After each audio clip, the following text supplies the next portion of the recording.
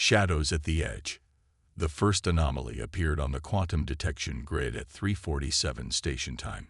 Dr. Maya Chen was reviewing cellular adaptation data when the alert chimed softly from her wristcom.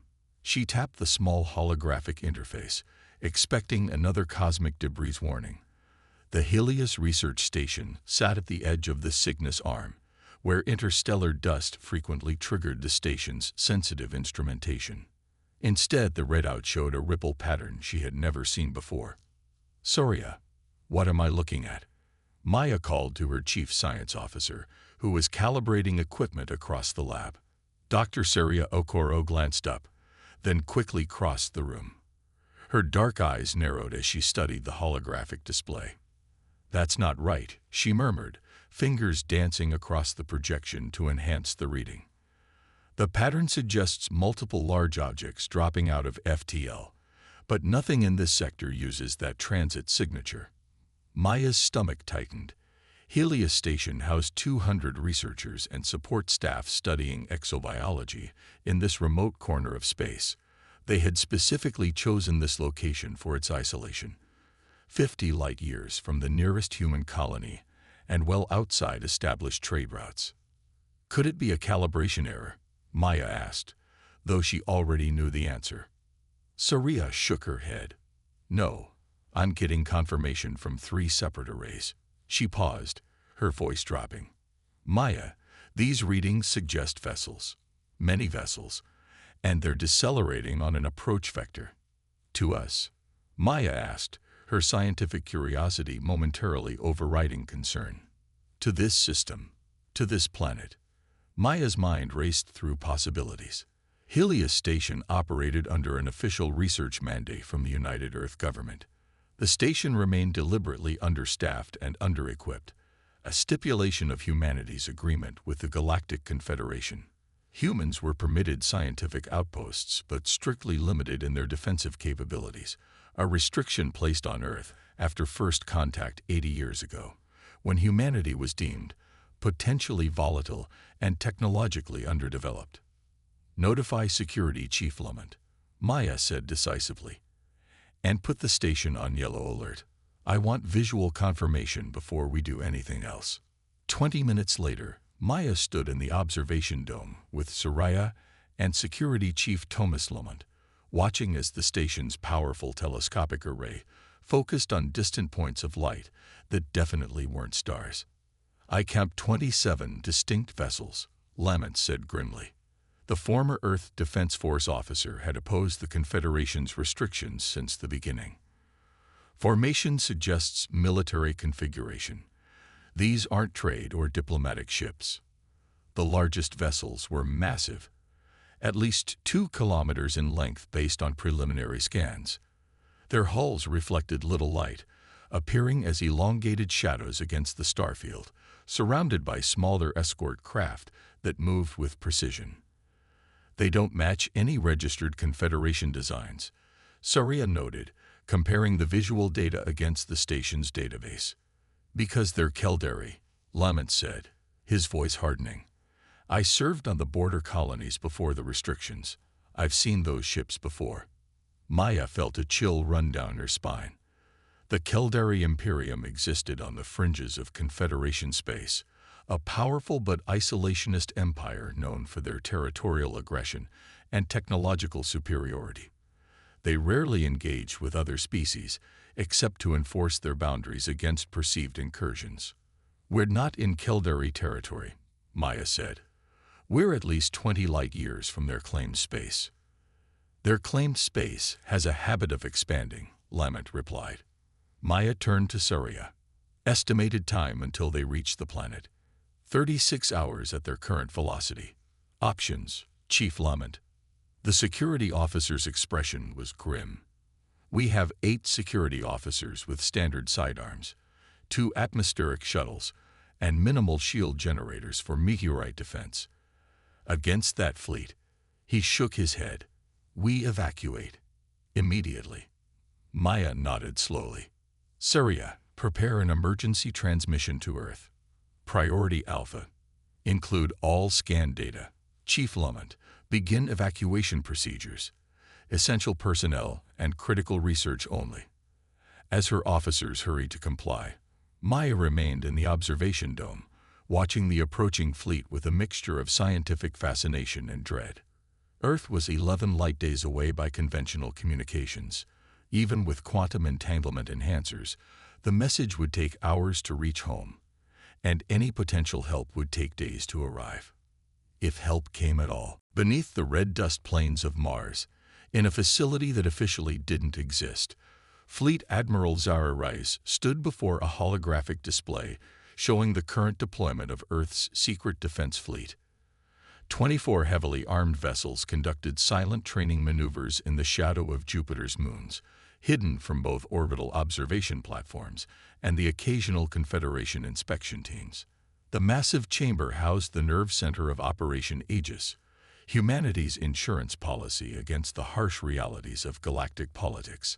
For 80 years, Earth had maintained the facade of a compliant, developing civilization, accepting the technological restrictions and expansion limitations imposed by the Galactic Confederation. And for 80 years, humanity had been preparing in secret.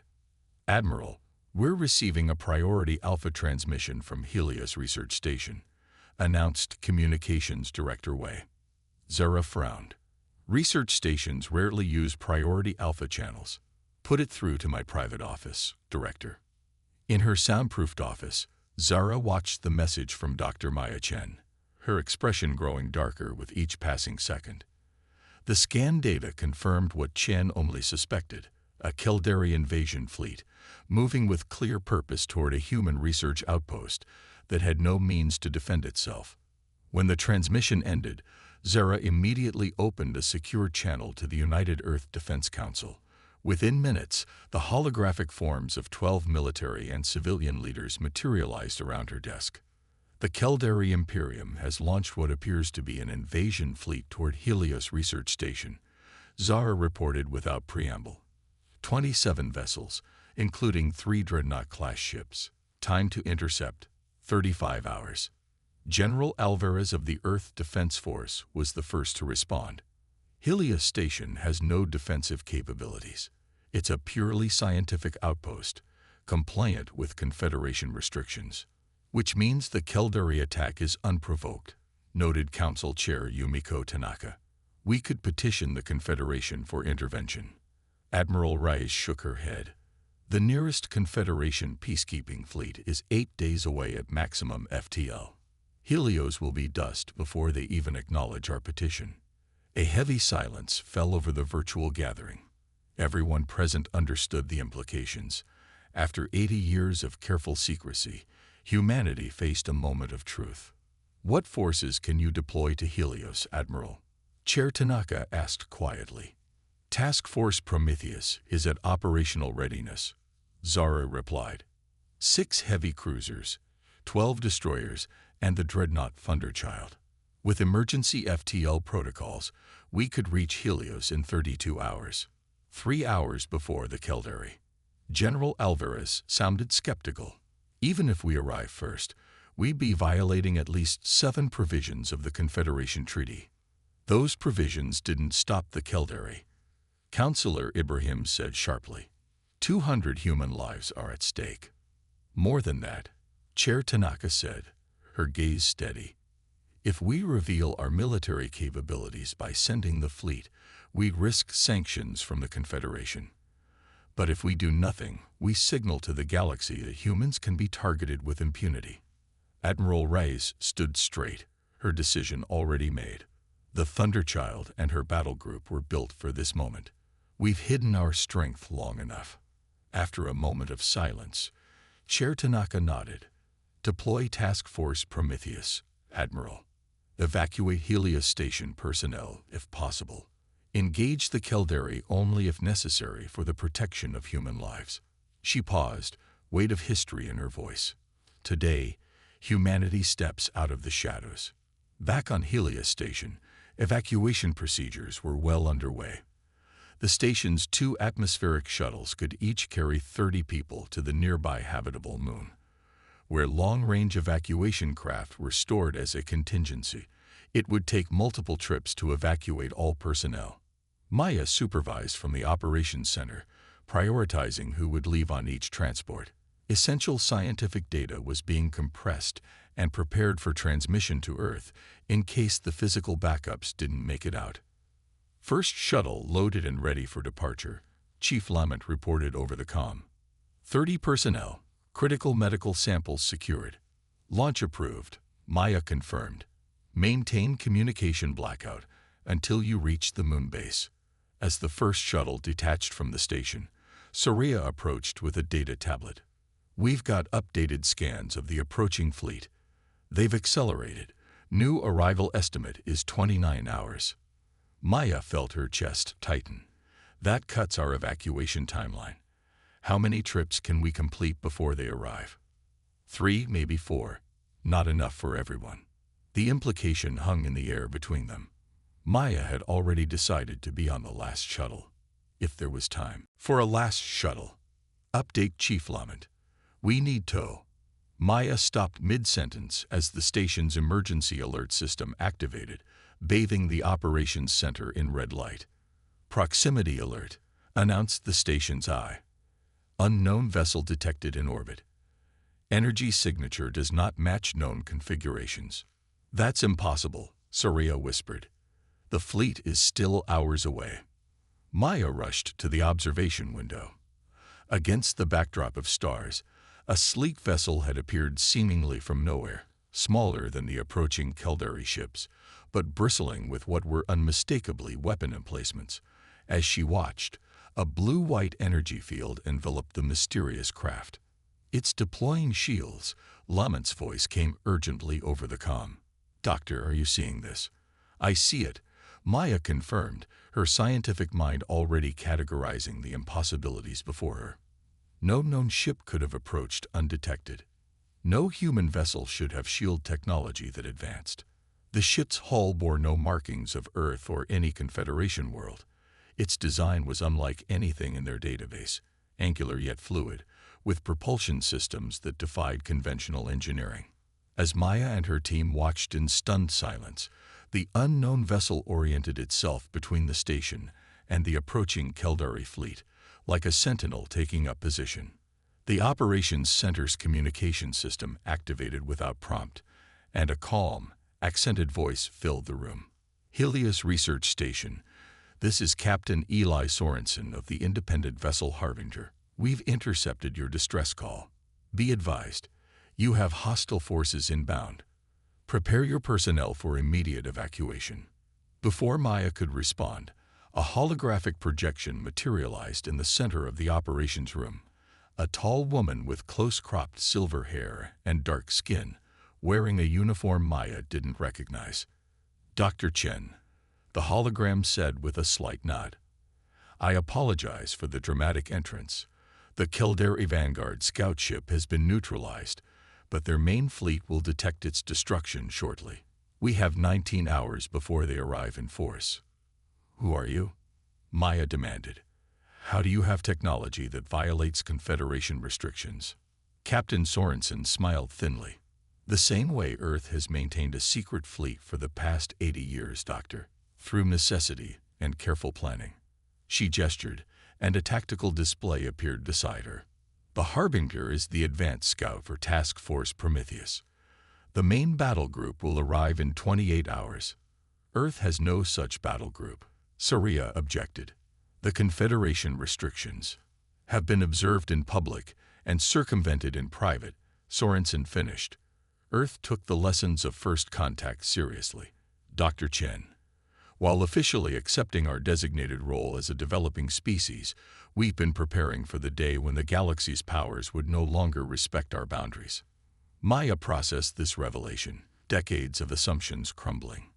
You're saying Earth has secretly built a fleet that violates Confederation technology restrictions. I'm saying Earth has secretly built a fleet that ensures humanity's survival, Sorensen corrected. And right now, that fleet is en route to Helios, commanded by Admiral Zerarias aboard the EDF Thunderchild. Maya exchanged glances with Saria. The implications were staggering. Political, ethical, and existential questions cascading through her mind, but practicality won out. How do we proceed, Captain? Continue your evacuation to the moon base. The Harbinger will provide cover and assist with transport. When the Caldari Vanguard arrives, we'll delay them as long as possible. Captain Sorensen's expression hardened. The galaxy is about to learn that humanity is not as defenseless as they believed. As the hologram faded, Maya turned back to the viewports. Beyond the mysterious Harbinger, the darkness of space seemed more imposing than ever. Somewhere out there, Earth's secret fleet was racing toward them, about to reveal decades of deception to the galaxy. And somewhere beyond that, the Caldari fleet approached, unwitting catalysts for humanity's emergence from the shadows. The chess pieces were moving. The game had begun. Breaking the chains. Supreme Executor Thraz Kavosh stood on the command deck of the Caldari Dreadnought Indomitable Will, his 4 eyes fixed on the tactical display showing Helia Station. His scaled skin shimmered with subtle patterns of blue and violet, colors of contemplation among his species. Behind him, bridge officers maintained a respectful distance from their commander, knowing his reputation for unpredictable responses to interruption. "The scout vessel has ceased transmitting," reported Sub-Commander Nixora. Unlike her commander, her scales displayed the rigid amber pattern of concern. "Unexpected," Thraz murmured, mandibles clicking softly. "Time to primary engagement." 17 hours, Supreme Executor. Thraz's upper eyes narrowed while his lower pair remained fixed on the display. "Accelerate the battle group. I want arrival in 12. As officers rushed to comply, Thraz contemplated this development. The humans were supposed to be technologically restricted, their outposts deliberately vulnerable under Confederation mandates. No human installation should have been capable of disabling the Caldari scout ship, even one operating alone. "Analysis of the scout's final transmission," Nixora announced, approaching with a data crystal. Thraz inserted the crystal into his personal interface. The data was fragmentary, energy readings inconsistent with known human capabilities, a brief visual of a vessel with unfamiliar configuration. And then nothing. "Interesting," Thraz said, his scales shifting to deep purple, the color of curiosity. "It seems our intelligence may be incomplete." Sub-Commander Nixara's mandibles twitched nervously. "Supreme Executor, if the humans possess technology beyond Confederation restrictions, then this becomes more than a simple cleansing operation," Thraz finished. "Inform the fleet. Full combat protocols.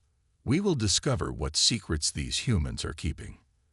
As the massive Caldari battle group surged forward, Thraz felt something he hadn't experienced in decades of military service: genuine anticipation. The Harbinger moved into a higher orbit as the second evacuation shuttle departed Helia Station. From the operations center, Maya watched the mysterious vessel's maneuvers with a mixture of professional appreciation and lingering disbelief. "Their propulsion system defies conventional physics," Saria noted, reviewing sensor data on her tablet. "And those shields, even the Confederation doesn't share that technology with non-member species." Maya nodded absently, her attention divided between the evacuation progress and Captain Sorensen's revelation. Earth had maintained a secret fleet for decades, a direct violation of the agreements that had allowed humanity to join the interstellar community. "Dr. Chen," called Communications Officer Patel, "I'm receiving a transmission from Mars Command. Admiral Rais requests to speak with you directly."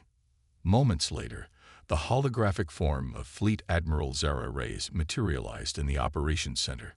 Unlike Captain Sorensen's field uniform, the Admiral wore a formal dress uniform with insignia Maya didn't recognize.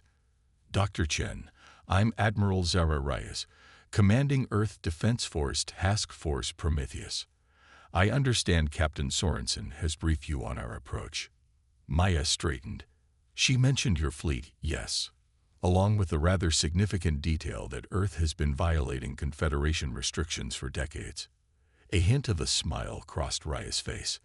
"I prefer to think of it as preparing for inevitabilities, Doctor. The Caldari incursion validates our caution." "You were expecting this attack?" "Not specifically," Rais admitted. But we've been monitoring Caldari expansion patterns. They've been testing boundaries, particularly in sectors where Confederation presence is minimal. Maya gestured toward the viewports, where the Harbinger hovered like an impossible contradiction. That vessel shouldn't exist, Admiral. Its technology is beyond anything Earth is permitted. Permitted, yes. Capable of. Rais shook her head. Humanity's scientific development didn't stop because the Confederation placed restrictions on us, Doctor. We simply became more discreet. Before Maya could respond, Chief Lument's voice came over the comm. Doctor, the third evacuation shuttle is loaded. 42 personnel aboard. That leaves 94 still on station. Understood, Chief. Launch when ready. Maya turned back to the Admiral. Our evacuation is proceeding, but we won't have everyone off before the Caldari arrive, especially with their accelerated approach. We've detected their course correction, Rais confirmed. Captain Sorensen will coordinate with you to maximize evacuation efficiency. The Harbinger carries additional short-range transports that can assist. And when the Caldari arrive in force, Admiral Rais' expression hardened. The Harbinger will buy you as much time as possible. Task Force Prometheus is pushing our engines beyond safety parameters to reach you sooner, but the physics of FTL travel have certain limitations. You're asking Captain Sorensen and her crew to sacrifice themselves, Maya stated flatly. I'm not asking. They volunteered, Rais replied. The Harbinger is our most advanced stealth vessel, specifically designed for asymmetric warfare against superior numbers. They'll employ hit-and-run tactics to distract and delay the Caldari until the main fleet arrives. Maya studied the Admiral's hologram, searching for signs of doubt or hesitation. She found none. You realize what happens when you reveal Earth's military capabilities. The Confederation will impose sanctions, possibly even military action. One crisis at a time, Doctor, Rais said with grim determination. First, we save Helios Station. Then we'll deal with the political fallout. As the Admiral's hologram faded, Maya turned to Surya. What's your assessment? The science officer shook her head slowly. From what I've observed of the Harbinger's capabilities, Earth hasn't just been developing technology in secret. We've been surpassing what the Confederation was willing to share. Maya considered this as she watched the station's third evacuation shuttle depart. If Earth truly possessed a fleet of vessels like the Harbinger, or more advanced, what did that mean for humanity's place in the galactic order? More immediately, would it be enough to save the remaining personnel on Helios Station? 10 hours later, Maya stood aboard the Harbinger's command bridge, having relocated station operations after the fourth evacuation shuttle departed. Through the ship's advanced viewing systems, she watched as the last group of researchers prepared to board the fifth shuttle, leaving only a skeleton crew of volunteers who had chosen to remain with critical experiments until the final moments. Captain Eli Sorensen moved with calm efficiency, issuing orders that sent crew members hurrying across the bridge. Up close, Maya noted the captain's weathered features and the subtle augmentation implant along her left temple, another technology prohibited to humanity under Confederation restrictions. The Caldari Vanguard will arrive in approximately 90 minutes, Sorensen announced, gesturing toward a tactical display. Their forward elements include 4 destroyer-class vessels and a light cruiser. Can the Harbinger engage that many ships? Maya asked. Engaging isn't our objective, Sorensen replied. We'll employ stealth and electronic countermeasures to confuse their sensors while the evacuation completes. If we must fight, we'll strike from unexpected vectors and retreat before they can bring their full weapons to bear. Chief Lument, who had accompanied Maya to the Harbinger, studied the tactical display with professional interest. Your stealth technology must be extraordinary to evade Caldari sensors.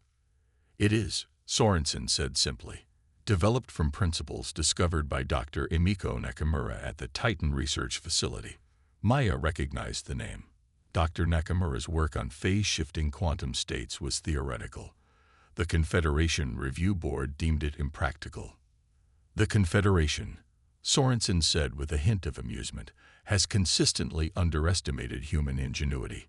She gestured to the ship around them. Everything you see here represents what humanity can achieve when not constrained by artificial limitations. A bridge officer interrupted. Captain, we're detecting initial distortions. The Caldari Vanguard is preparing to exit FTL. Sorensen nodded. Battle stations. Dr. Chen, we should get you to the evacuation shuttle. I'm staying until the last personnel are evacuated, Maya stated firmly. As you wish, Sorensen said, respecting the decision. Chief Lamont, please escort Dr. Chen to the Auxiliary Command Center. It's more protected than the bridge. As they moved through the Harbinger's corridors, Maya marveled at the vessel's design. Unlike the utilitarian architecture of Confederation-approved human ships, the Harbinger's interior combined functionality with an almost artistic aesthetic. Curved bulkheads flowing into recessed lighting, control interfaces that responded to proximity and thought patterns. This ship is decades beyond anything I've seen, Lamont murmured. And I served on Earth's most advanced vessels before the restrictions. That's the point, Chief, Maya replied. We've been living with the belief that humanity accepted technological limitations after first contact, that we were following the Confederation's development timeline. She gestured at their surroundings. All of this suggests otherwise. In the Auxiliary Command Center, Maya found a team of officers monitoring the evacuation progress. On the main display, she could see the Caldari Vanguard emerging from FTL. Angular vessels with biological design elements typical of Caldari engineering. Their hulls absorbed rather than reflected light, making them appear as moving voids against the starfield. Fifth shuttle away, reported a communications officer. 27 personnel aboard. Final shuttle preparing for loading, 35 remaining station personnel. Maya felt a moment of relief. They might actually complete the evacuation before the main Caldari force arrived. On another display, she could see the Harbinger's position relative to the incoming Caldari ships.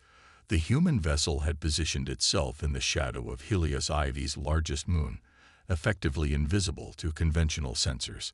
Captain Sorensen to Auxiliary Command, came the captain's voice.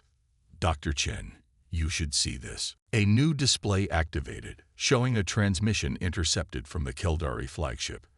The scaled visage of a Caldari commander filled the screen, 4 eyes blinking independently as he addressed his forces. This is Supreme Executor Thraz Kavosh. To all vessels. Sensors indicate the human outpost is evacuating. This does not alter our objective. By decree of the Imperial Tribunal, this system has been claimed for the glory of the Caldari Imperium. Any human presence constitutes trespassing and will be eliminated with appropriate force. The transmission continued, but Maya had heard enough. They're not just attacking the station, they're claiming the entire system. Standard Caldari expansion protocol, Lamont noted grimly. They identify systems with resources they desire, declare them ancestral Caldari territory, then eliminate any existing settlements as trespassers. Maya turned to the communications officer. How long until the final shuttle is loaded? Approximately 40 minutes, Doctor. Too long. The Caldari Vanguard would reach the station before the last personnel could escape. As if reading her thoughts, Captain Sorensen's voice came through the comm again. Dr. Chen, we're moving to intercept the Caldari Vanguard. Our objective is to draw their attention away from the station long enough for the final evacuation. Maya exchanged glances with Lamont. They both understood what Sorensen wasn't saying. The Harbinger would deliberately expose itself, sacrificing its stealth advantage to become a target. Captain, Maya said, the Harbinger is our only defense until Admiral Rice arrives. If you're destroyed. We have no intention of being destroyed, Doctor. Sorensen replied with calm confidence. But to ensure the safety of your personnel, we need to give the Caldari something more interesting to pursue than a research station. On the tactical display, Maya watched as the Harbinger emerged from behind the moon, its engines flaring to life. The vessel accelerated toward the approaching Caldari ships with startling speed. "What is she doing?" Maya whispered. Chief Lamont's expression was one of dawning comprehension. "She's implementing Damocle's protocol." What's Damocle's protocol? A theoretical combat strategy developed for asymmetric warfare against technologically superior opponents, Lamont explained. It was deemed too risky by Earth Defense Command. On the display, the Harbinger streaked toward the Caldari formation. As it approached, something unexpected happened. The human vessel seemed to fragment, splitting into multiple signatures on the tactical readout. "Sensor ghosts," Lamont explained, watching with professional appreciation. "Advanced electronic warfare. She's making one ship appear to be an entire attack squadron." The Caldari response was immediate. Their formation broke apart, vessels moving to engage the perceived threat. Energy weapons lanced through space, striking empty regions where sensor ghosts had appeared while the actual Harbinger weaved between them. Then, with surgical precision, the Harbinger fired on the lead Caldari destroyer. Instead of conventional weapons, a concentrated beam of shifting energy struck the alien vessel. Where it hit, the Caldari ship's hull seemed to ripple and distort. "Phase displacement technology," Lamont breathed. "Theoretical weapons research from the Mars Defense Institute. It destabilizes matter at the quantum level." The effect was devastating. The targeted section of the Caldari ship collapsed inward, atmosphere venting in a frozen plume as the vessel spun out of control. The remaining Caldari ships regrouped, clearly shocked by the unexpected resistance. Their return fire intensified, but the Harbinger moved with impossible agility, evading most shots while its shield technology absorbed the few that connected. "Final shuttle loading complete," announced the communications officer. "Preparing for departure from Helios Station." Maya felt a surge of hope. Captain Sorensen's gambit was working. The Caldari were fully focused on the Harbinger, ignoring the evacuation shuttle now breaking orbit from the station. Then a new alert sounded throughout the Auxiliary Command Center. "Multiple FTL signatures detected," reported a sensor officer, voice tight with tension. "Caldari main fleet arriving ahead of schedule." On the tactical display, space itself seemed to distort as dozens of Caldari warships appeared, including 3 massive dreadnoughts that dwarfed the Vanguard vessels. At their center was the indomitable Will, Supreme Executor Thraz's flagship. "Captain Sorensen," Maya called urgently. "The final shuttle is away, but the main Caldari fleet has arrived. You need to disengage." "Negative, Dr. Chen," came Sorensen's steady reply. "The shuttle is still within weapons range. We'll continue to draw their attention until all evacuation craft have reached safe distance." Maya watched in helpless admiration as the Harbinger executed a series of maneuvers that should have been physically impossible, dancing between concentrated fire from multiple Caldari vessels. Its phase displacement weapon fired again, crippling a second destroyer. But the odds were becoming overwhelming. A direct hit from one of the Caldari cruisers rocked the Harbinger, its shields flaring brilliant blue before stabilizing. A second impact followed immediately, and this time alarms sounded throughout the ship. "Dorsal shield generator compromised," reported an officer. "Rerouting power from non-essential systems." On the command channel, Captain Sorensen's voice remained calm despite the chaos. "All evacuation shuttles have cleared weapons range. Initiating emergency FTL jump." The Caldari fleet surged forward, attempting to box in the human vessel. Energy weapons converged on the Harbinger's position as its engines flared with blinding intensity. For a terrible moment, Maya thought they wouldn't make it. Then space itself seemed to fold around the ship, and the Harbinger vanished, leaving the Caldari firing at empty space. "Jump successful," announced the communications officer. "We've regrouped with the evacuation shuttles at the designated coordinates." Maya released a breath she hadn't realized she was holding. Around her, the auxiliary command crew maintained their professional composure, but she could see the relief in their expressions. Chief Lamont shook his head in amazement. "One ship against an entire Caldari battle group. And we survived." For now, Maya cautioned, gesturing toward the tactical display where the Caldari fleet had begun systematically bombarding Helios Station. They still outnumber us significantly, and Admiral Rice is hours away. But they don't know that, Lamont pointed out. What they know is that they just encountered human technology that shouldn't exist. A new transmission appeared on the main screen. Supreme Executor Thraz, his scales pulsing with angry crimson patterns. Unknown human vessel, the Caldari commander addressed them, mandibles clicking rapidly. Your presence in this system violates Caldari sovereign territory. Your technology violates Confederation restrictions on human development. Explain yourselves immediately or face the full might of the Imperium. Captain Sorensen's voice came over the ship-wide comm before a response could be transmitted. All hands, prepare for Phase 2 operations. Dr. Chen, please join me on the bridge. As Maya made her way back through the ship's corridors, she caught glimpses of damage from the Caldari weapons, exposed conduits, repair crews working efficiently, medical personnel treating minor injuries. Yet there was no panic, only disciplined focus. On the bridge, Captain Sorensen stood before a holographic representation of the system, studying the Caldari fleet movements.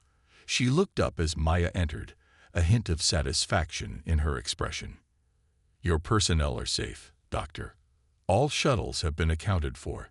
At significant risk to you and your crew, Maya acknowledged. Thank you. Sorensen nodded. We have approximately 14 hours before Admiral Rice arrives with Task Force Prometheus. Until then, we play a game of cat and mouse with the Caldari. They're demanding an explanation for our technology, Maya noted. What will you tell them? Nothing. Sorensen replied simply. Let them wonder. Let them worry. Psychological warfare is part of our tactical advantage. Maya studied the captain thoughtfully. This isn't the first time you've encountered the Caldari, is it? Sorensen's expression hardened slightly. No. 7 years ago, they attempted to establish a foothold in the Tau.